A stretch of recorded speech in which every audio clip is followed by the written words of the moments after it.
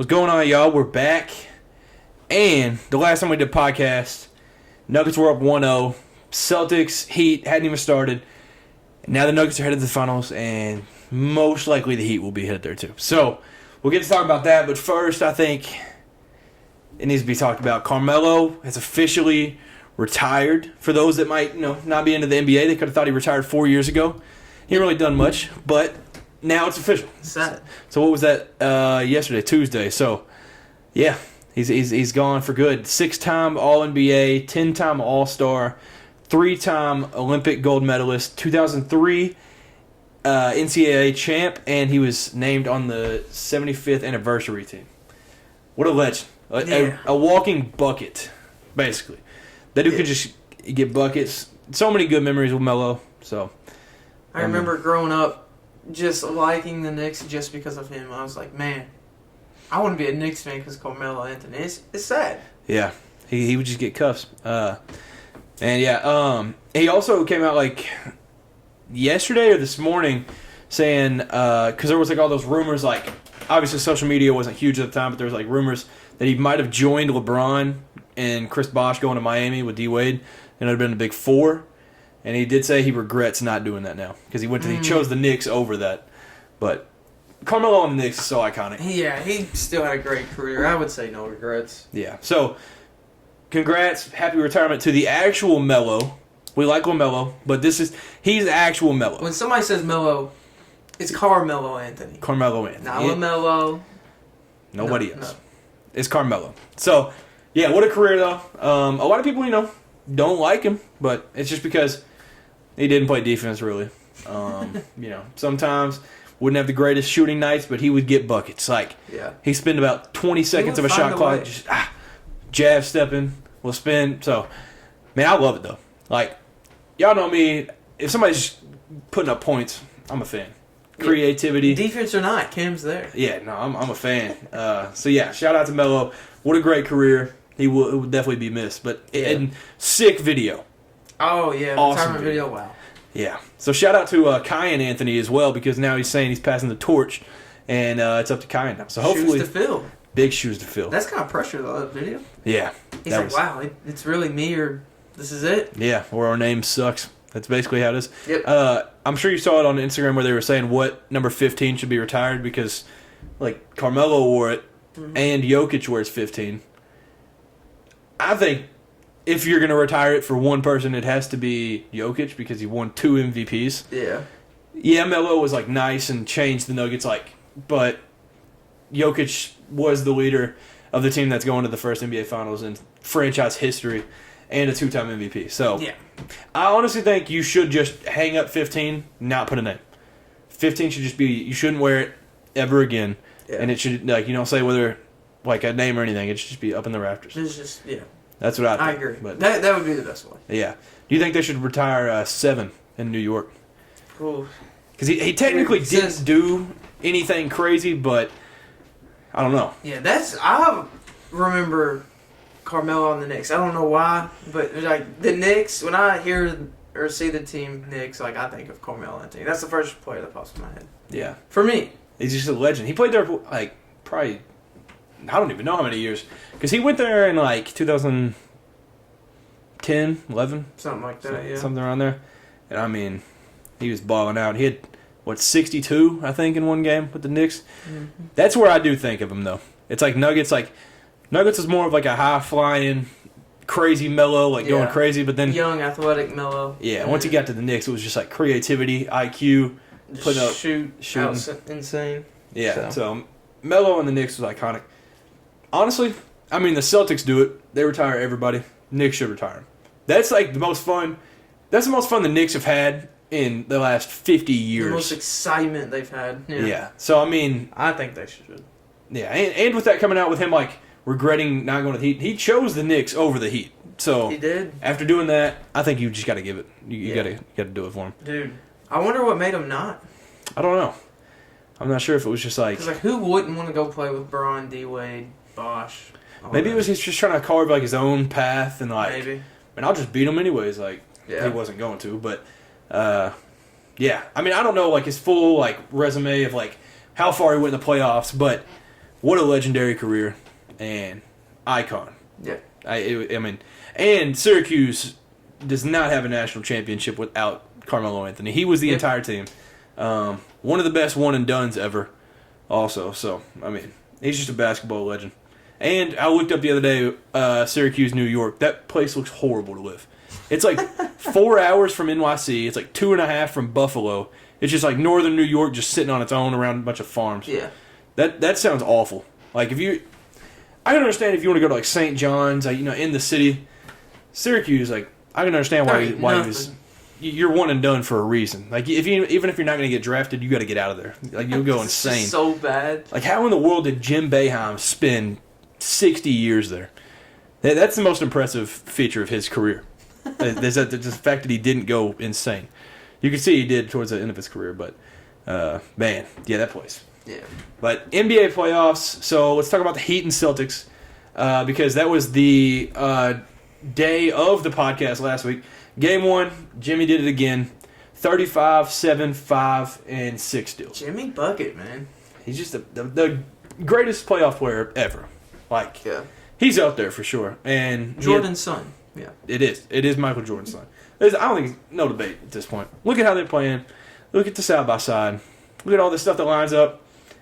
It's Jimmy Jordan, basically. And he hits the dagger in it. So he hits like one of the weirdest daggers you can possibly hit, where it hits back rim, front rim, goes up in the air, and then swishes. So it's just like...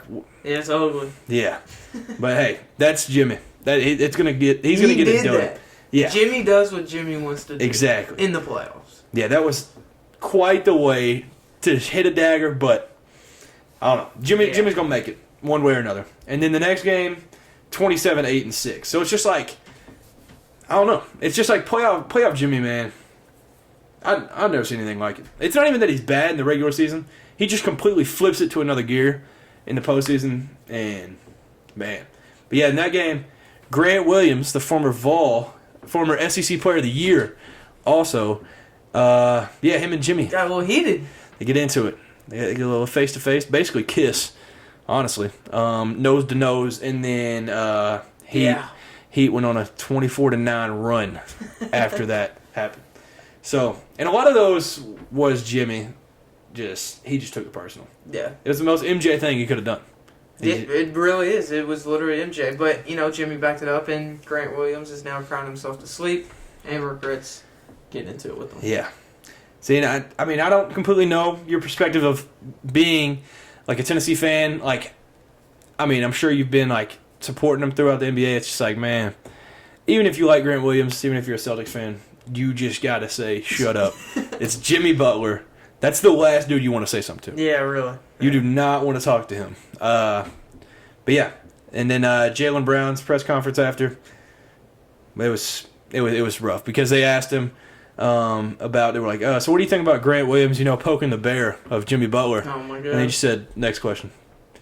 So that was something. That was something for sure. Then game 3, I thought, so that was insane that the Heat go to Boston and take both 1 and 2. That's just ridiculous to me. But because there's some like crazy, it's like 70-something% of the time when the away team takes game 1, the home team wins game 2. Like nearly every time. But somehow. So then it goes down to Miami for game 3, and Heat just ran them boys from the start. That was embarrassing. They were up 15 at half. Jimmy was on his knee mocking Al Horford. So if y'all haven't seen it... Oh, with the timeout call? Yeah, so if y'all haven't seen it, Al Horford's always done this like little timeout thing where, when you hit a 3 or something and the coach got to call a timeout because you're on a run, and he sits there and he's like doing the little T, Jimmy was doing that right in his face. Like looking into his soul. Yeah. And Al Horford looks at him. And said something. It looked like he said something. Yeah. Jimmy's cold.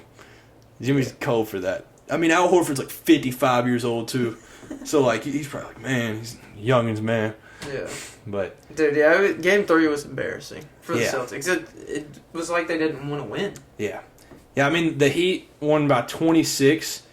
They could have won by 50 because they took out everybody to start the 4th. They were just up so much. Yeah. That makes them the first 8 seed to ever win a game in the playoffs by 25 or more. So they just continue to just break crazy records. But at that point, through the 3 games, Jason Tatum had 0 made field goals in the fourth quarter. That is just Can't have it. bum numbers.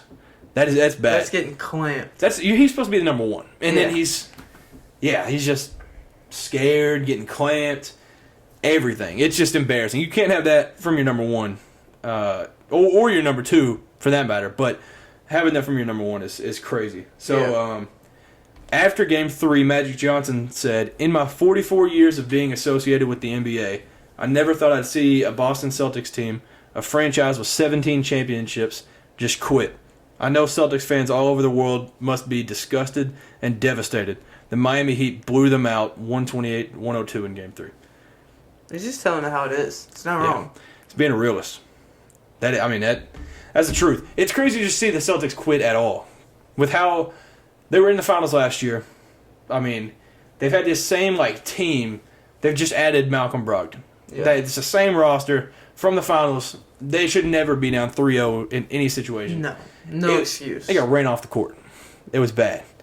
But yeah, then Game 4, also in Miami, possibly a sweep. But then Celtics showed out. Yeah. So the Heat came out pretty hot.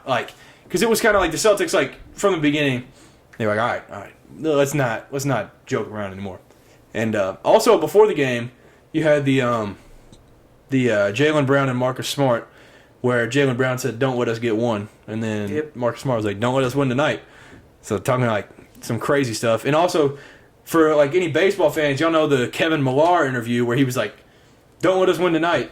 In 2004, when they were down 3-0 in the ALCS, I think, to the Yankees, they were down 3-0, and then they came back from 3-0 for the first time ever, and that's the only time ever in the MLB that's happened. And then they went and won the World Series. So it was kind of a hint back to that. So, and they even said to Jaylen Brown, they were like, "Oh, channeling your inner Kevin Millar," and then he just laughed about it, and he was like, "Yeah." So then, they backed it up though. They played very well.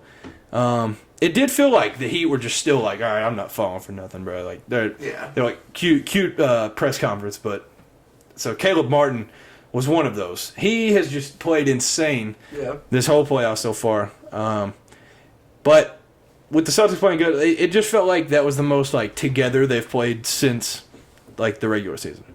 Because even against the Hawks, the Sixers, they just felt out of whack. It just felt like there was no way they were going to keep going, and then they show up. It's a must win, so there's no better time to play together. So Heat were up 6 at half. Third quarter, Celtics won 38-23. That'll get you a lot of wins. Yeah. And then they won the second half in general, 66-43. And Tatum, as much as we were bashing him, 34, 11, and 7 on 64% shooting. Something clicked. Yeah.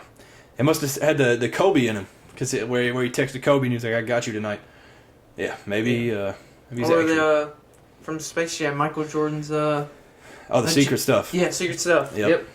And that must have been what it was, bro. He did something, but that's what they gotta have out of Tatum. And I don't remember the final score. They beat the brakes off of them, though. They won by 20-something. It's really, really telling when Cody Zeller plays the entire fourth quarter. So that was that. Yeah, that was it. I honestly feel like late in the game, it was the Heat ended up just giving up, and they're like, "All right, we'll just move on to Game 5." But I think it'll be interesting. I honestly think the Celtics will win Game 5 in Boston.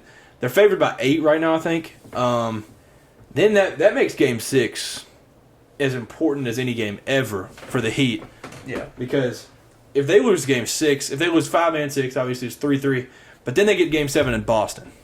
And if you think Boston's one of the best sports cities in America, if not the best, if you think Boston, if TD Garden's not sold out, earthquake level noise in TD Garden, you're insane. You're right. Yeah. That place will be electric. There will be people all outside, being the first team to ever come back from 3-0. That place will be jumping. You do not want to go back. That would be crazy. Game 7. You don't want to go there. No. So the Heat gotta close it at least 6. Yeah. They cannot let that go past 6 because that would get scary. But that would also be really painful if you did tie it up 3-3 and then lose 7. Oh, that would if you be were the horrible. Celtics. That would be a tough way to worse than lose. just going out right now? Yeah, that would probably be worse than I just think getting that'd be worse. swept. That would be brutal. Gosh. But yeah, the Lakers and Nuggets. Obviously, I'm a LeBron fan. Not a Lakers fan, but I wanted to see them keep moving on. Nuggets are fun, though. They're a fun team. Last week we did it right after Game 1. Mm-hmm. Nuggets just hit some bull crap the whole game. There was no way they were not winning that one. Yeah, it was like every time the Lakers would get some air, the Nuggets would just knock it right out of them. Yeah, hit like a half-court shot. So that one was kind of just like some bull crap. But they won about like 5 or 6, I think. But yeah, so they took Game 1. Game 2 was back and forth once again. Lakers kind of controlled it, though, for most of it. Jamal Murray, fourth quarter, 23 points in the fourth alone. He finished with 37, 10, and 5. So it's like the Lakers got through Steph Curry, and now they're just playing another version of Steph Curry right now. So that's what I was going to say. It's like they deal with one point guard, now they got the next one up, and dropping 23 points in one quarter is nuts. Hard to beat a team when they're doing that. Man, yeah, in that one, LeBron played well, but it also felt like he was coasting. He had 22, 10, and 9. So it's like the numbers were good, but that game, it felt like, I don't know, he was like, let's just go back to L.A. We'll just get a couple there. It just kind of felt like he was kind of giving up in a way. He was 9 for 19, 0 for 6 on 3, so it was just an ugly shooting performance. But Jokic had another triple-double in that, 23, 17, and 12. I feel like he hasn't played a game in this playoff where he didn't have a triple-double. Dude, it's insane. Like, there's got to be a record, right? Yeah, he did. He did? What was the record? Yeah, he passed Wilt with the most triple-doubles in a playoff run. Okay. That record lasted 56 years, and then he just broke it. So, yeah. That's crazy. It was nearly every game. I think it was like... I think it said 8 broke the record, which still feels wrong. It feels like he's had more than 8 in this playoff run. But, yeah. I mean, I guess because they only played 5 games in the first one. They played 6 games in the second. And then in Game 2, so it's just insane. It's like he's a walking triple-double. He just gets on the court, and he's guaranteed a triple-double every game. What's crazy is what all he's doing, even after all of this, I feel like people are still not really, giving him credit, almost. I feel like he's just not, talked about on social media. I mean, he's talked about, but I don't know. It just seems like it's just he's like a meme. Jokic, yeah, he does that. But, it's actually crazy of what he's doing, especially in this playoff. Yeah, and, I mean, Magic Johnson was kind of giving him some flowers today, talking about him. He was he's up there with one of the greats. People are sleeping on him. And oh, yeah, I saw that. Yeah, he was saying, up there with some of the greatest big men of all time. And it's crazy. I mean, yeah, triple-double is the way he's doing it is unreal.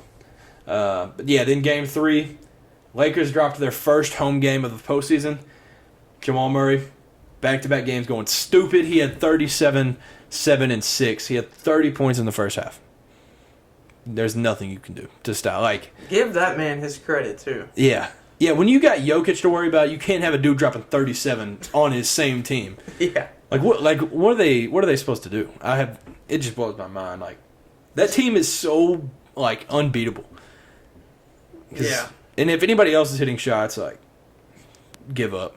Because it's over. Those two together is just the stupidest. They'll just outshoot you. Yeah. Really. They'll just beat you by points. They'll just score 140. It's you score 130, okay, we'll score 131. Yeah. And then it's no big deal. It's Jokic, step back, fade away, backboard as the buzzer goes out. And it's dude, you couldn't play better defense. And then you also get Michael Porter Jr. that just doesn't ever pass the ball, but he'll score 30 a night. Bruce Brown for no reason, just going stupid this whole series. Man. Yeah, so Jamal took over Game 2 and Game 3. And also Game 3 was cool because we had LeBron just running into Scott Foster. So, Scott Foster, that was bloody lip, had to pause the game. What even hit him in the face, though? Because, I rewatched it multiple times. And I guess he was, had his whistle in his mouth. What I'm guessing it was the whistle. And then, because watching it live, I was what? like, how's he bleeding right now? And then yeah, no. So then, I looked it up after the game. I was like, bro, what even hit him? And then they showed it from like 30 different angles. Nothing hit him. It had to be the whistle. It had to be the whistle. Yeah. But that's a tough It whistle. was funny because like LeBron, which it's not LeBron's fault. I mean, I don't think it's anybody's fault, but LeBron like turned and went to run. He like, you could see LeBron look up, see him, but he just didn't care. He was like, I'm running right here. Like I'm not. Like, you're in my lane. Yeah. Like I'm not. Yeah.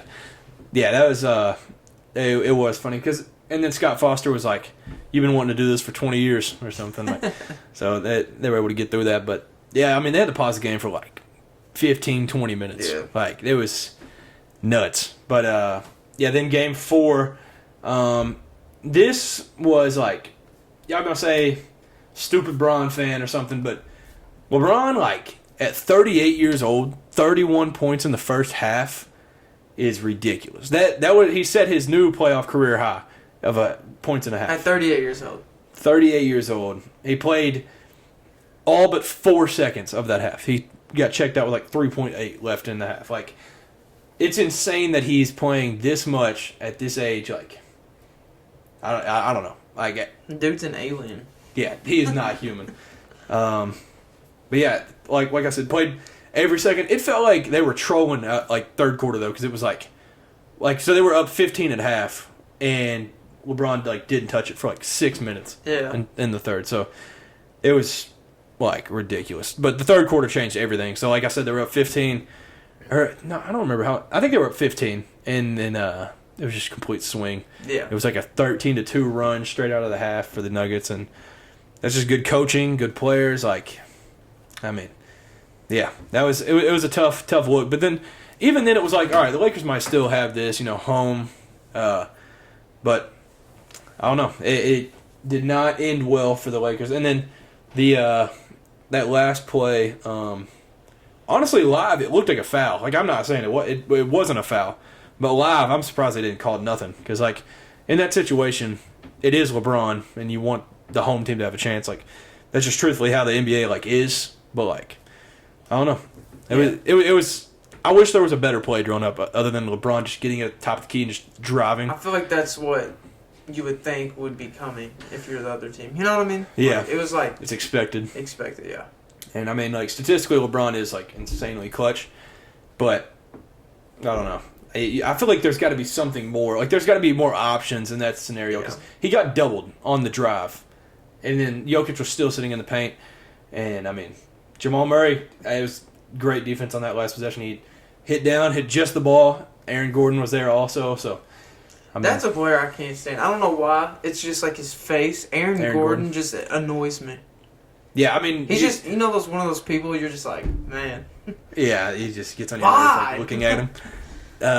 He did give us a good dunk contest though to grow up with. So yeah, but respect for that. But ever since 2016, but it's like he wears like a headband. He has like longerish kind of hair. He's always smiling. I don't know. So you probably liked the LeBron like WWE move on him, where he had him just like a chokehold. And yeah, that was intense. Yeah, I mean, honestly, like at first I was like, "Dang, Bron, what's the deal here?" But like, he was holding on to his arm. Like, yeah, LeBron couldn't pull his arm. Yeah, he had it up under his. I don't know what he's supposed to do. I mean, maybe you don't put your freaking forearm in his throat, but like, I don't know what. Like, he's trying to get off of him. It just happened. Well, Aaron Gordon hit him in the face. Yeah, like right before at first, and then Bron was like, "What the heck?" So he like put his forearm in his neck. Yeah.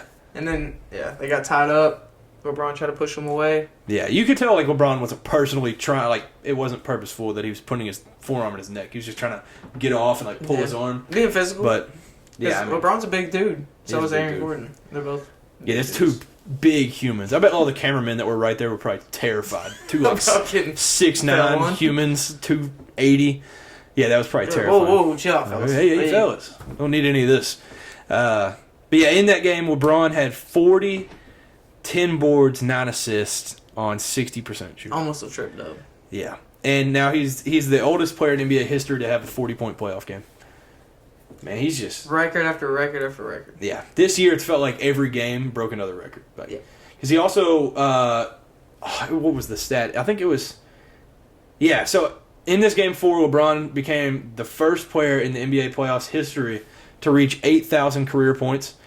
So he has 8,023.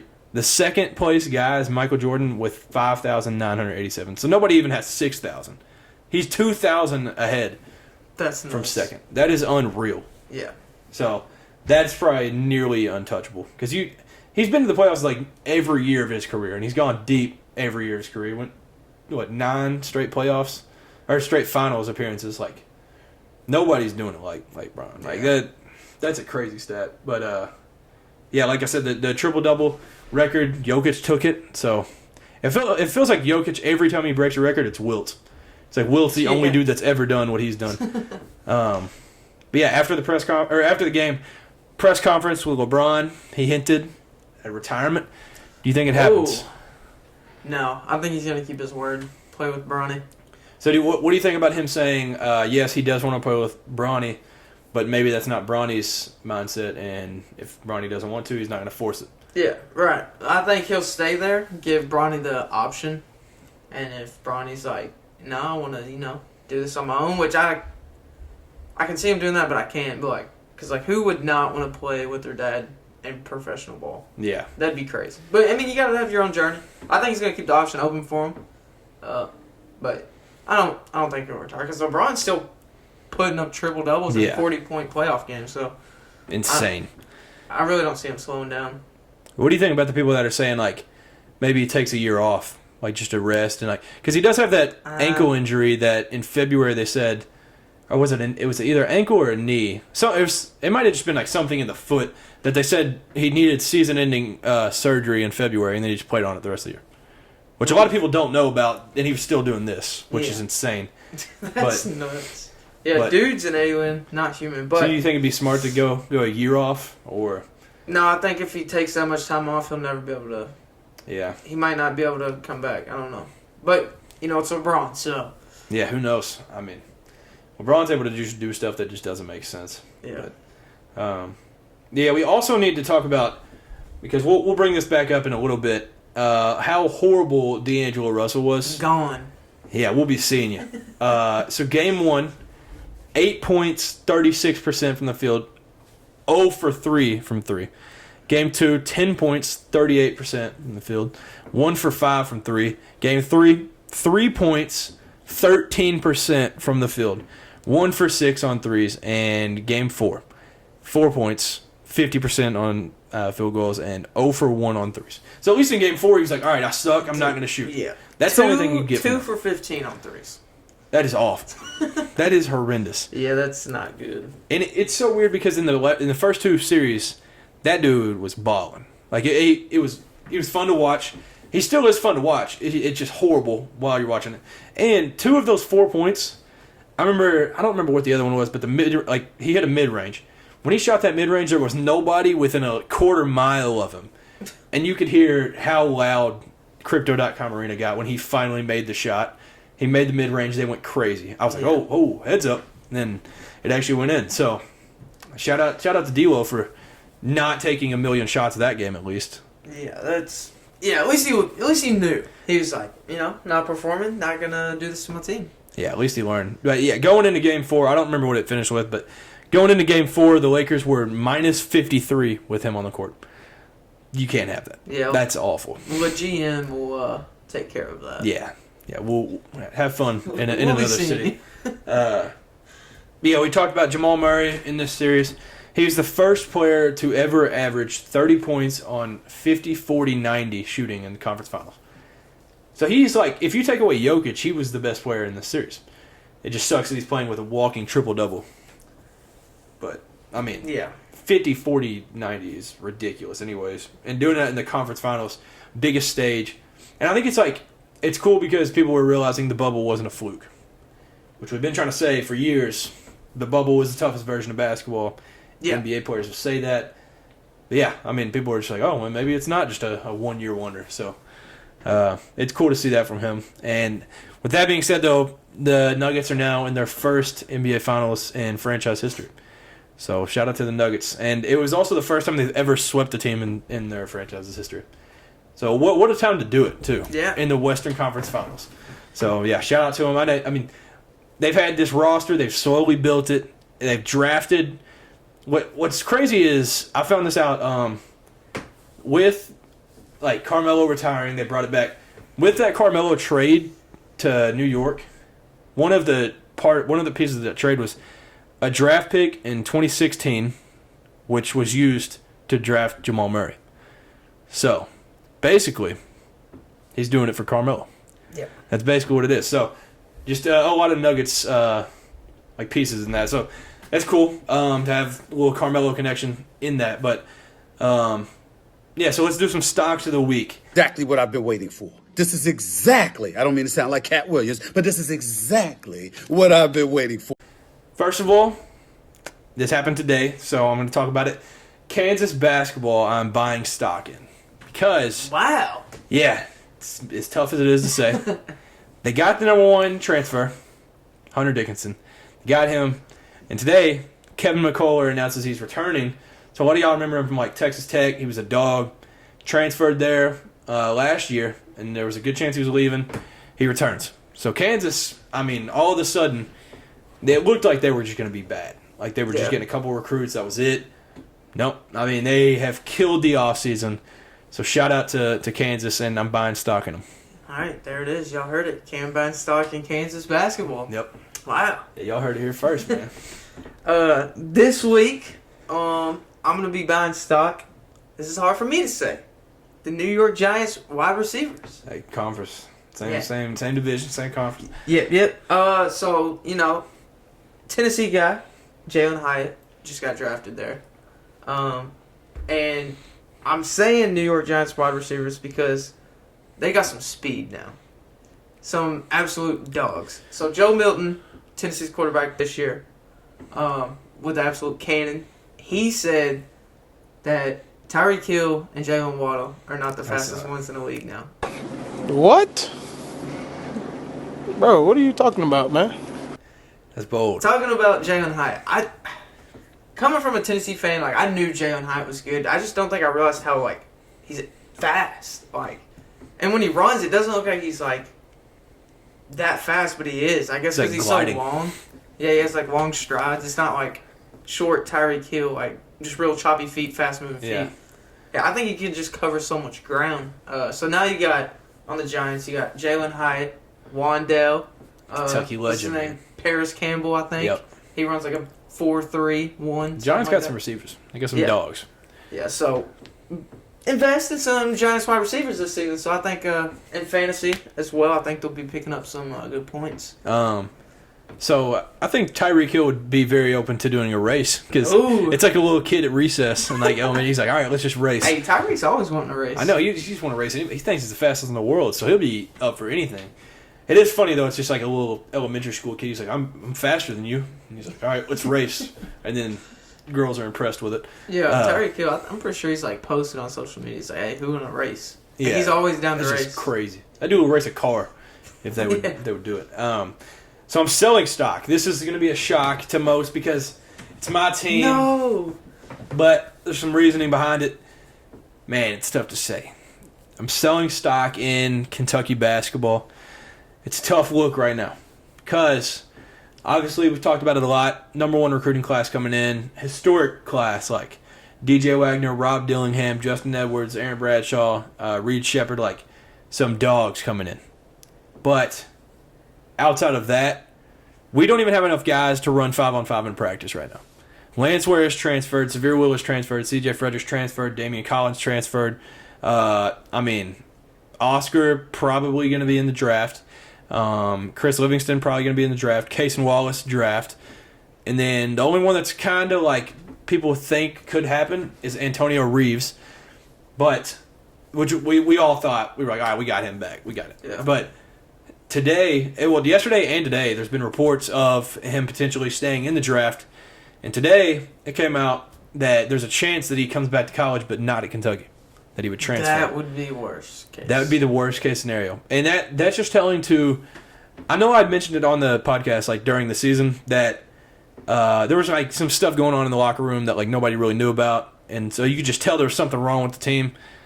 And that would be telling if he just doesn't come back to Kentucky. That's just...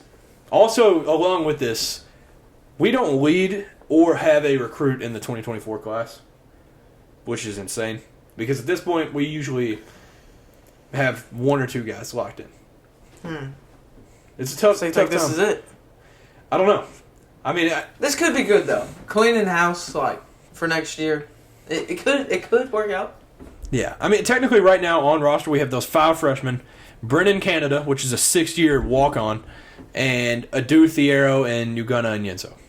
2 guys that combined for like 25 minutes last year, probably. So our leading scorer returner would be Adu Thiero. That probably, I don't know his number, probably 2.1 points if I had to guess. Oof. Yeah, it might not even be that high. That might be just overestimating it, but So y'all are gonna be like fresh. yeah, Like, young. y'all ain't seen no film on nobody. Like it's gonna be really. I'm nervous though. I think it could be good. It could be good, but as of right now, we have nobody. Like we've missed out on all these the transfers, and I mean part of it is because Calipari won't guarantee NIL money. Like, I mean, this makes sense to me, but he's got to change his mindset. Like, when you're recruiting like a high schooler, like a top 5 player, you can just say like, I ain't gonna guarantee you money. Like, but they're getting money in the NBA the next year. So like, they're gonna come for 1 year, Right. get a couple $100,000, get a car or something, leave. Right. But if you're talking to these like transfers from the transfer portal, these guys ain't even playing in the league. Like most of them are just transferring to be able to get some money and be able to. That's why they're transferring. Yeah, and so that you can't just not guarantee go to those guys' money because they're gonna go wherever the money is. You're not just gonna get them because it says Kentucky on the chest. Like, Right. I I think gotta pay. Yeah, transfers. They're trying to make it to the league, but in the back of their mind, they know that there's probably not a good chance, and they're transferring to make the most money they can while they can playing college ball. Yeah, you can't blame them for it, but it's just the reality of it. Like, I mean, I would do it. Yeah. If I knew that there's not a good chance of me getting drafted, then I'm gonna transfer to whoever pays me the most money in college while you can. yeah, Why wouldn't you? yeah. I mean, yeah, like you said, like in the back of their mind, they're like, all right, let's just be realistic. Yeah. Probably not gonna play in the NBA. Yeah. Let's just get the money while we can. So, I mean, you're not gonna get many transfers, like not guaranteeing money. But that's where we are right now, and other than Caleb Love, I don't even know guys that are in the transfer portal. We're gonna end up getting like D2 players or something because we're just running out of people. Yeah. So I don't know where we're gonna go from here, but Kentucky basketball shambles. Yeah.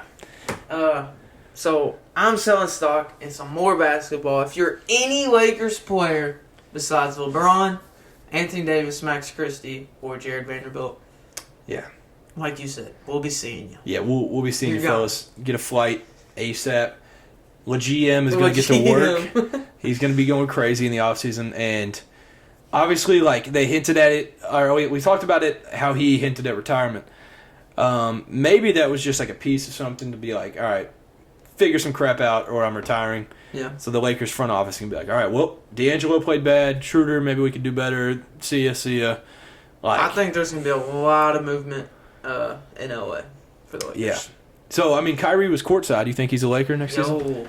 I've heard the rumors. They have the highest odds to get him. So That would be crazy. That'd be like a Cavs redo. yeah, I'm here for it though. Kyrie, like I think I'd like it. I would too. like it. That would be awesome. But didn't they like?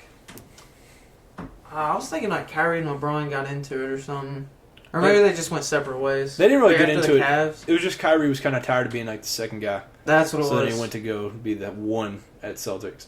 I so mean, then- hey, if it wins you a ring, Yeah, and I mean they like weren't necessarily beefing. Like it was never a Russ or KD thing. Like, but they didn't like get along for like maybe half a season or a season.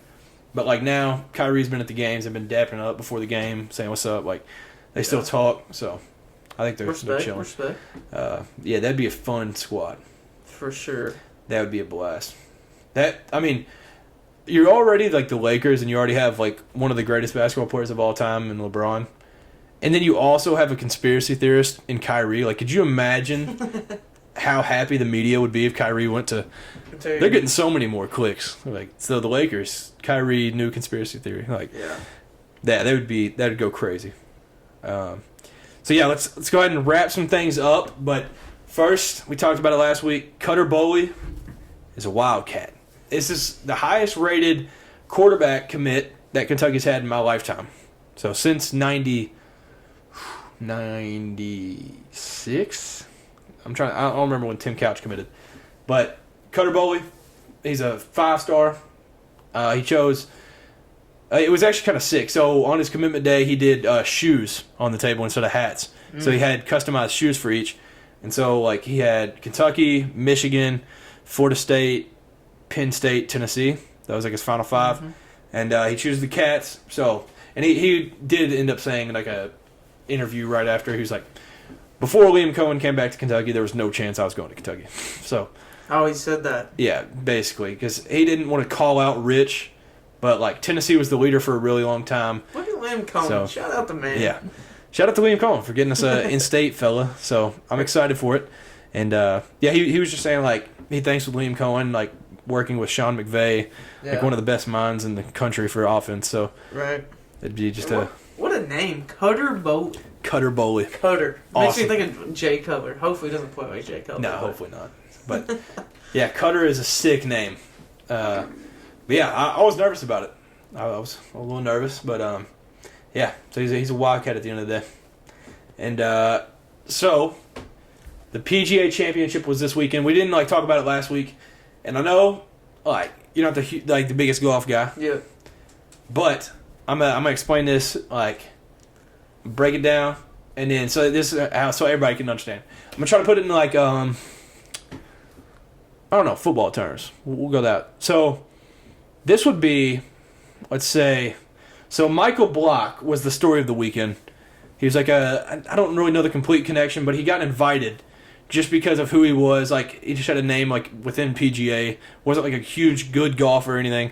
Usually the guys that get invited, they're gone by day 2. So they get cut, and then you don't continue on Saturday and Sunday. And he actually had a flight booked for Saturday because he thought he was going to get cut. He shot even the first day. So, one of the best in the tournament. Shot even the second day. So, he's easily making the cut then. The third day, even again. So, he's at even par. And this is, like, insane. He's already the story at this point. Going into day 4, he plays with Rory. So, he gets paired up with Rory. On hole 15, he dunks a hole-in-one. So, this guy, just an absolute legend. He took the hearts of all golf fans over the weekend. It was electric. Like, it was awesome. So, in football terms, I'm going to say, let's go with a guy just in the front office of, like, the Cowboys, for example. So, just like a younger GM. He's, like, 28, maybe played, like, NAIA football, D3 football or something. He's, like, just working with the Cowboys, you know, making a little trades here and there. And then the Pro Bowl comes. They invite him to, like, 7-on-7 for the Pro Bowl, or like the flag football game, and that dude just goes off. That would be the equivalent, in my eyes, of this. Like, it's insane. Like, so he gets invited, expecting he's not going to do crap. Like, I don't remember what place he ended up getting. He ended up shooting like 1 over on the whole round. Yeah. But that's crazy. He already had a flight booked back Saturday. Yeah, because he was like, oh, there's no way I'm making it. Like, where's the confidence? Yeah. But he did say it was cool. After it, he was like, look, I know I'm, like, peaking in life right now, so I'm just going to, like, accept this and, like, live it in the moment because I've accepted that I'm... I got to meet this guy. Yeah, a legend. So, yeah, that was awesome. But my guy, Brooks Koepka, wins it. So I've talked about it. I love Brooks Koepka. I love Scotty Scheffler. Brooks wins it. So I'm excited for it. It was his 3rd PGA Championship win. So now he's tied for the 3rd most, only trailing a guy named Tiger Woods. Oh, yeah, who's that guy? And then Jack Nicklaus and Walter Hagen. So he's got some legends that he's behind right now. And, I mean, if he does it anymore. That was also his first major win since 2019. It's his 5th overall. So since I've gotten into golf, I've not even like really seen him win a major. So it was electric. I was hyped. And we talked about the Masters. He sold at the Masters. Yeah. And so he actually clutched this. He tried to sell. But Victor Hovland, like... hit probably the hardest shot in golf. He like plugged it in the side of a bunker to where like you couldn't even like see the green from where like. So if it wasn't for that, Brooks would have sold and possibly lost again. But yeah, Scotty hung around too. He birdied 18 to get him to 7 under. If he would have had a better day Saturday, he would have won or had a chance to winning. And I think they ended up tying for second, him and Victor. So, but Victor is the guy on the come up. This reminds me a lot of Will Zalatoris from last year. Victor tied for second. He was the only player in the tournament with a round that wasn't over par. So he just was par or under all 4 days. Consistency. That's crazy. Just good.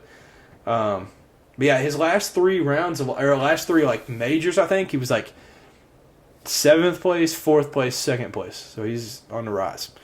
But yeah, and even people that may not be into golf, like, so their trophy for this is just a giant cup. It's like a kind of like a Stanley Cup. Yeah. And Brooks was just getting absolutely drunk after, just tons of beer in this cup. So it was electric. So shout out to Brooks for winning, because now he's back, and now I'm excited because I thought he was going to sell again, but it kind of sucks for Brooks because Michael Block kind of took all the fame for the weekend. But yeah, I'm excited about it, though. PGA Championship was electric. So lastly, I need you to quickly say over or under, because Vegas released the odds of the over-unders for each like team in college football. Okay. So I went through. I'm just got some of the big ones here. So all right, over or under 6.5 wins for Kentucky. We're 6.5. Yeah. So I would say guaranteed losses. I'll always put Tennessee just because we just don't win. Bama, Georgia. That would be our 3. That I would guarantee Yeah, y'all get 7 wins. at least I'll say 7. over. Yeah. Tennessee 9.5. 9.5. Bold. Yeah, over. Let's go. Come on. Over. Come on. All right now. Georgia 11.5. Literally as high as you can go. Yeah, I'm gonna say they're gonna drop again. I'm gonna say under for Georgia. Wait. So you think they just dropped 1? Yeah. Who do you think they dropped to? Tennessee, man. Come on, man. There we go. Yeah. Alabama 10.5. They dropped 2 last year, Vols and LSU. They did. Both those games are at home now, though, this year. I think they. There's also all that talk that people think Alabama's just going to be awful. I've heard that. Yeah. So, They said it's Georgia's time now. Tide's out. I don't think so though. I'm gonna say over. you gonna say over? Yeah. Yeah. See, I also think. Dang it, what's his name? Oh, it's gonna kill me. The quarterback from Notre Dame that just transferred there. I don't know. I gotta look this up. But all the talk from the spring ball was that Jalen Milroe was just not that good, and so that's why everybody was freaking out. They're like, Alabama's gonna be awful, and so people were saying 7-5 at best. No, dude. That's insane. People are so dramatic. Yeah, now I've seen that on Twitter. Oh my gosh. It's nuts that people say that. It's Nick Saban. He'll figure it out. Tyler Buckner. That's the name I was trying to Buckner. He was the starter at Notre Dame last year. And then his OC that was at Notre Dame is now the OC at Alabama. He played great under him there, and then he transferred right after spring ball. So I'm excited to see that. I think he'll start. I don't think there's a question about him starting. But yeah, I think they could go over and get 11 wins. Yeah. Maybe even undefeated. It's Nick Saban. What are we what are we saying? 8-4. All right, man. Michigan 10.5. Yeah, under. Under? Yeah. So my mindset on this is them, Penn State, and Ohio State literally just play 2 games a year. And it's just because it's those things. That's true. So outside of That those, is true. they don't play crap. There may be a trap game, but so say Michigan hosts Ohio State this year. I don't know. I think they play at Penn State. So if they drop Penn State, then they'd still be over. Yeah. So if they just dropped the 1, then they'd still be over. That's true. Their competition is not. Yeah, it's just the 2 teams every year. That's how it was last year too, and they went They went 12-0. Yeah, because then they went to the championship. Yeah, we're going over because Michigan doesn't play anybody. Yeah, because horrible conference. Yeah. Yeah, that's the only reason I think it could be over. At most, they're dropping 2. Yeah. And, oh, well, if they do. And they're returning the quarterback that just took them to the playoff. They're returning a guy that was the highest non-quarterback in the Heisman vote last year. Mm-hmm. Yeah, and then they also have Donovan Edwards that went off against Ohio State. So I think, over is the safe bet there. Yeah. Texas, 9.5. 9.5. I like that 9.5. That's probably right where they're going to be. Yeah, that's a good line.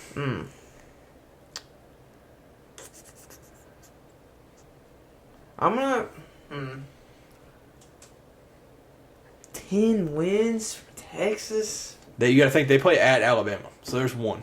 See ya. Yeah. So you're starting at 11 possibility. I'm going to have to put them a game under. Under. Yeah. I'm going to go under. Florida State, 9.5. I'm going to say under, even though I don't think the ACC is all that good either. Yeah, for them, I think it's just the fact that they're returning everybody. Yeah. And they were really good last year. They went 9-3 last year, I think. Yeah. Clemson, 9.5. Clemson, 9.5. Yeah. I'm going to say over. Yeah, also ACC. ACC. Terrible.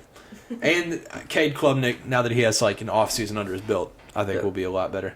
And they returned Will Shipley. So, Ohio State, 10.5. 10.5 for... Same situation as Michigan. Ohio State. 2 games. Yeah, I think they just don't play nobody in the regular season. They don't. Yeah. So they just have 2 serious games. Yeah, I'm gonna go over. So you think over? They have Marvin Harrison and Travion Henderson, but the quarterback situation is the thing that's up in the air for me. So maybe True. But they get Penn State at home, so I don't know.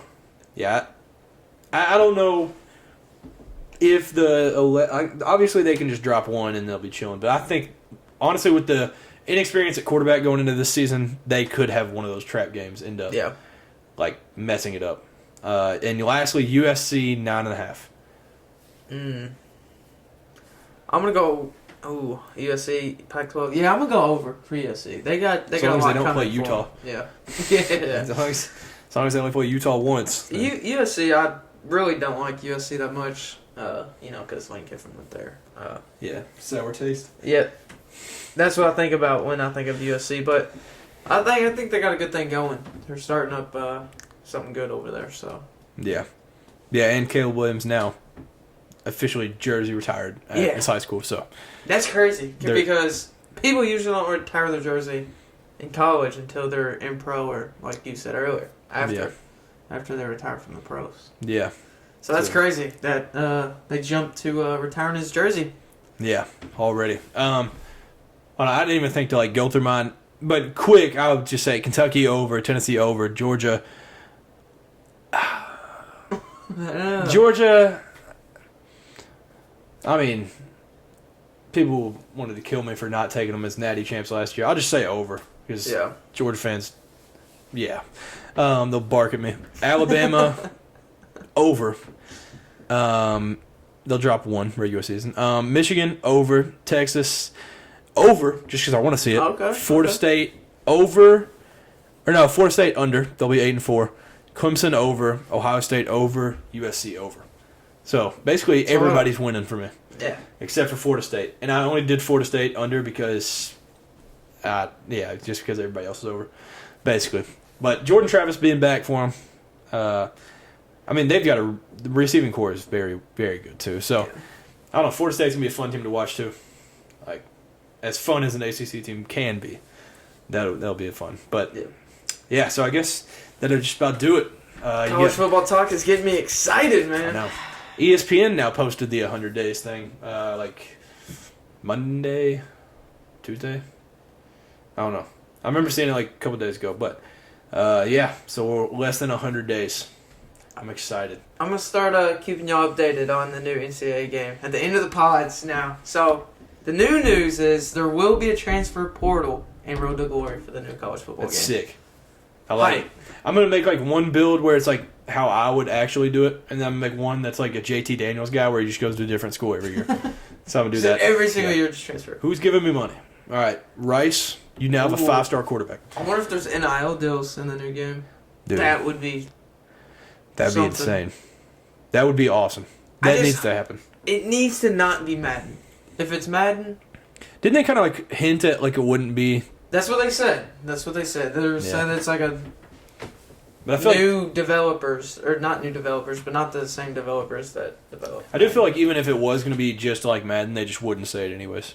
Yeah. If it is, people are still going to buy it Yeah. just because of what the game is. Yeah, they do have that luxury. It could be horrible. People will buy it. But I'll be purchasing. I will Pre-order. be owning Yeah. it. I'm pre-ordering the most deluxe edition you can. Yeah. That's it's what I'll been be doing. too long. It's been 10 years when it comes out. $110? I'm going to pre-order the $110. 200? Take my money. Yeah, that's gonna be. I can't wait for that game. Yeah. Man. So yeah, that's exciting. I'm hyped for that. So it's next summer though, right? Next summer. It's actually, it'll be here before you know it. We've waited a long time. Yeah. Very, very long time. And I know. I mean, I think it was like already like assumed, but the jerseys will have like the people's names because everybody's like each school is having their players like sign.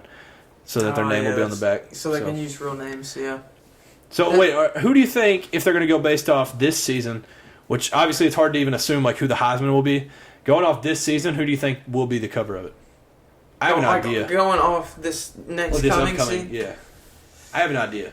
Because it's hard to even assume who the Heisman will be going a season ahead, but Honestly, this is crazy. But I don't know why, but I'm feeling Bo Nix. Bo Nix? Oregon. Yep. see, I'm saying Caleb Williams because he's got the Heisman, he's got Last year. That makes sense too. he's got Yep. the hype, and with how much hype is around him, they're saying next Patrick Mahomes, first pick in the draft. Yeah. I could see that doing it, but Yeah, Caleb Williams, definitely. they could also just choose somebody random, like Will Shipley's on the cover of it or something like. I don't know. They might do neither one of those and just do something crazy because it's the first year it comes back. Like, do, I don't know. Do something that they missed on. If they just did the Heisman winner of each of the years that they didn't All do. the Heisman winners Oh from my each gosh, of man. the years I that need they it. missed. I need it. Oh Dude. my gosh. Goodness, dude, that would be phenomenal. That cover. Yeah, if that cover costs $200, I'm buying it. I don't I'm buying even, my Xbox don't even take discs, but I would buy the disc just to have the, Yeah, just look at it, bro. I just frame it or something. yep. Then I'd actually buy the game on Xbox too. But man, yeah, they should do that. Yeah, that would be We got to hype. somebody get with EA because that's got to happen. Yeah, the game was supposed to be released this summer, but they wanted to wait exactly 10 years because, 2014, or NCAA 14 yeah. to NCAA 24 now. So it's going to be exactly 10 years. Man, I can't. A wait, whole man. decade. We've waited. Man, I was about to say Diamond Dynasty. Road to Glory, Dynasty Mode, man. I'm so excited for it, man. That's going to be game of the century. I'm hyped. Yeah. But yeah, you got any last things? I think that'll about do it. I think the Reds are still just redding. They're still just being the Reds. So yeah, no update there. I know 3-7 in the last 10 games, but the City Connect now they've officially been warned. So I know we talked about them like last week, Yep. so official. But yeah, so I guess that'll do it for this episode. Y'all be safe. Thank you all for tuning in once again. Have a great rest of the week and peace. See ya.